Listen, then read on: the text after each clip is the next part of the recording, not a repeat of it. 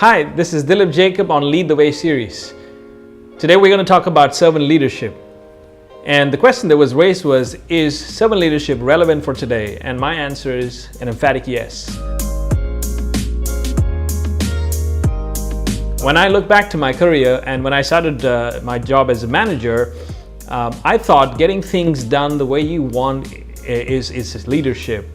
And but as the time progressed and as the organization grew, I understood that alone is not leadership.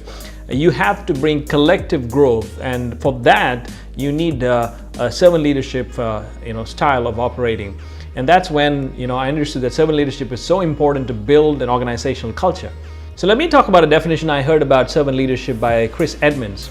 Servant leadership is the dedication of a leader to enrich the lives of those around them to be better leaders, so that they prove to be better leaders in their family, their organization, and the community that they're part of.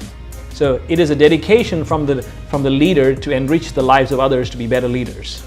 So servant leadership is not self-serving, but it is serving others to be better leaders.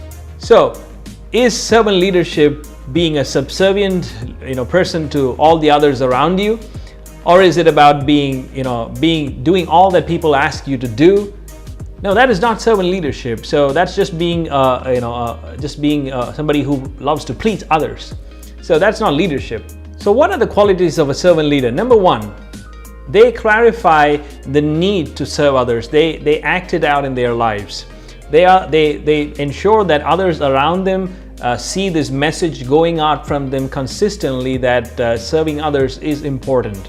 So, for example, if you are trying to work with somebody with a project, and you are trying to ensure that an outcome is coming together from the team, the servant leader would step in there and be there to work with them during that period of the project. They are not the ones who would say, hey, get this done. I don't know how you do it. I want it done by this time. Servant leaders are known to empower people when they work in a team. They work with them. They know how to solve some problems working together with these people. So they act it out, they live it out as servant leaders. The second thing about servant leaders is they listen and observe carefully their team. What they do is they try to understand how are their teammates thinking, what is driving their thinking, how are they going to understand what I am trying to get them to do as a leader. So they try and listen to people, they ask questions, they love to hear feedback. And so they listen to the people, they try to understand their thinking so that they can be a better leader, a leader that they can understand better. So that there's collectively a better outcome, because the leader has understood the thinking styles of his leaders or the people that he's trying to raise in leadership. The third thing about servant leadership is persistence. And servant leaders need to know that one conversation may not solve the problem, one conversation may not change a person. So they have to persist. And one of the things that which I could cite as an example is, as an organization and as leaders, we try as much as possible to tell our teams, don't misrepresent any information.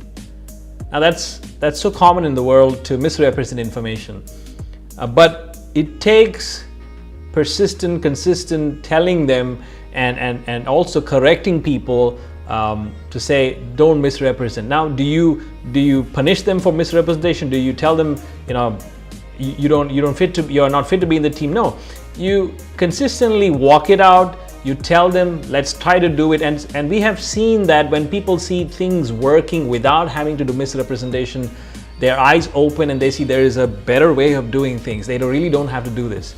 So it needs you to persist with them and not to give up halfway through. And because sometimes people take time to realize that character trait that you're trying to build in them. So servant leadership demands persistence. And the fourth thing, which is so again important, is that servant leadership keeps themselves accountable to the team. So they are not expecting accountability from the team, but they also keep themselves accountable. For example, if you are expecting somebody to be on time for a certain project or during the duration of a project, and you yourself as a leader do not turn up there and you're not accountable for that, then the team also gets demotivated at times. So these people, servant leaders, know that they are also accountable to the rest of the team. So they try to be what they expect from the team. They try to be that before them. So there is an accountability in the team. Therefore, servant leaders, and I know it is not an easy character to trait to build, especially when you want to be accountable to the people who are working under you or reporting to you. In closing, servant leadership is a transformational form of leadership because it changes people that you're working with, and as they become better leaders, your customers get a better experience from them, and therefore your organization grows. So it is not a short-term objective or a short-term goal-oriented leadership. It is a longer term because you're trying to build leaders who are better around you, and therefore servant leadership is ideal for today's organizations because you're trying to differentiate from other organizations around, but you're also trying to build a culture so that your employees deliver that to your customers.